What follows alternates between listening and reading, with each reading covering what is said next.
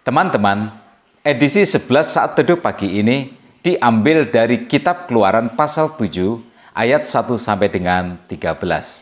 Perdebatan antara Musa dan Allah akhirnya selesai. Musa tidak lagi ragu, Musa tidak lagi berfokus kepada kekurangan diri. Tuhan menolongnya keluar dari tempurung mental egosentris, penjara mental yang bernama mengasihani diri sendiri.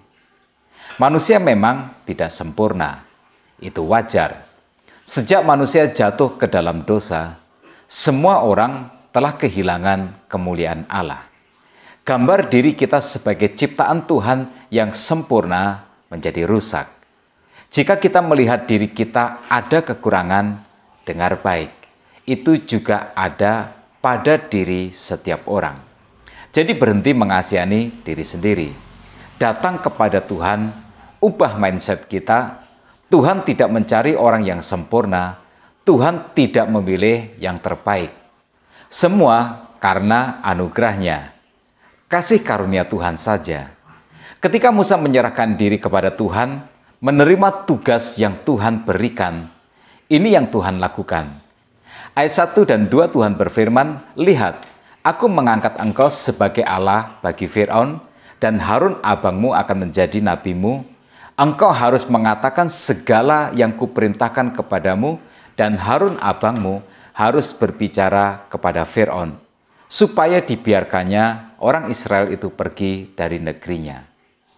Tuhan memberi Musa otoritas. Otoritas yang sangat besar, karena tugas itu juga sangat besar. Jadi, Musa tidak pergi bersama Harun menghadapi Fir'aun dengan tangan kosong. Pelajaran bagi kita, kita tidak pergi ke medan pelayanan dengan tangan kosong. Ada otoritas Tuhan di dalam pelayanan kita.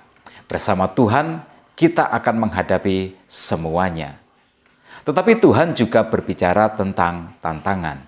Ayat 3 Tuhan berfirman, "Tetapi aku akan mengeraskan hati Fir'aun, dan aku akan memperbanyak tanda-tanda dan mujizat-mujizat yang kubuat di tanah Mesir." Nah, ini yang harus kita pegang teguh, yaitu pertolongan Tuhan. Di mana ada kesulitan, di situ ada pertolongan Tuhan. Di mana ada jalan buntu, di situ kuasa dan mujizat Tuhan dinyatakan. Pelajaran bagi kita, jangan hanya melihat besarnya tantangan, tetapi yakini kuasa dan mujizat Tuhan. Kesalahan sebagian dari kita adalah kita membesarkan masalah dan kita mengecilkan Tuhan. Kita besarkan musuh, setan, iblis, atau kuasa kegelapan sampai kita sendiri menjadi takut. Tetapi kita kecilkan Tuhan sampai kita tidak berani menghadapi tantangan atau kesulitan kita. Ayat yang keempat ini semoga menjadi hiburan bagi kita semua. Bila mana Fir'aun tidak mendengarkan kamu, maka aku akan mendatangkan tanganku kepada Mesir dan mengeluarkan pasukanku, umatku, orang Israel dari tanah Mesir dengan hukuman-hukuman yang berat. Tangan Tuhan sendiri yang akan bekerja. Nah, ingat ini, jika dalam pelayanan ada peperangan rohani, itu bukan peperangan kita. Tuhan yang akan berperang bagi kita. Nah, mindset yang harus kita perbaiki adalah pelayanan bukanlah tentang kita. Tuhan memanggil kita, tetapi itu juga bukan tentang kita. Tetapi semuanya adalah tentang Tuhan. Seperti yang dikatakan di dalam ayat yang kelima, "Dan orang Mesir itu akan mengetahui bahwa akulah Tuhan." Jika hari ini engkau merasa berat, pelayanan membuatmu lelah, membuatmu burn out, engkau salah memikul bebanmu. Beban pelayanan adalah beban Tuhan. Bagianmu adalah melakukan. Tantangan adalah bagian Tuhan. Dan bagian kita adalah mengerjakan apa yang Tuhan tugaskan.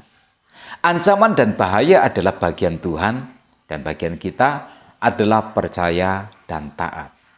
Dalam pelayanan, konfrontasi kadang tidak terhindarkan. Di hadapan Fir'aun, Harun melemparkan tongkat, dan tongkat itu menjadi ular. Fir'aun segera memerintahkan ahli sihirnya untuk juga berbuat yang sama.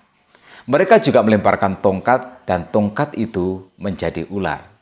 Tetapi ayat yang ke-12 berkata, tongkat Harun menelan tongkat-tongkat mereka. Kemenangan pasti ada di pihak Tuhan. Jangan takut, jangan bimbang, dan jangan ragu. Tetapi kita juga perlu belajar sesuatu di sini. Ayat 13 adalah pengulangan atau penegasan ayat yang ketiga.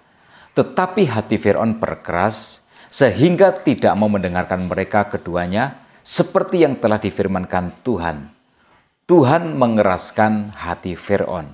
Dan pertanyaannya adalah mengapa? Yang pertama, ada orang yang memang tidak mungkin untuk bertobat. Dia menolak untuk bertobat. Ada orang yang di dalam hidup ini atau di dalam pelayanan kita jahat seperti Firaun sampai titik akhir hidupnya. Orang seperti ini memiliki hati yang keras. Kasih Tuhan tidak akan disambutnya. Mujizat Tuhan tidak akan membuatnya percaya, tetapi itu harus tetap kita hadapi seperti Musa menghadapi Firaun.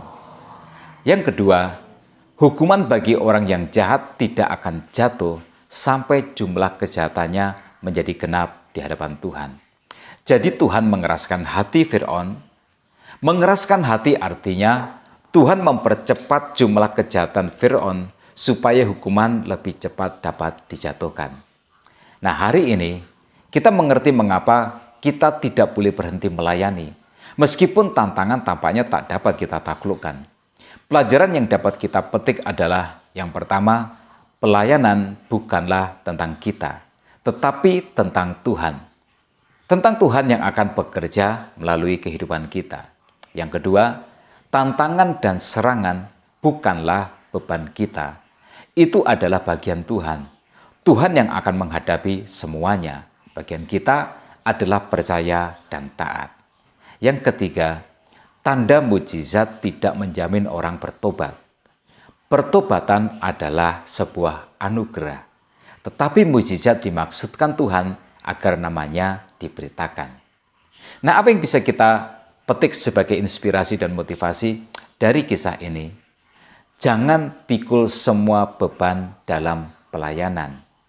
Sebagian beban adalah milik kita dan sebagian yang lain adalah milik Tuhan. Bagian kita adalah percaya dan taat, dan bagian Tuhan adalah menghadapi tantangan dan kesulitan. Tetap semangat dalam kehidupan. Tuhan Yesus memberkati kita semua.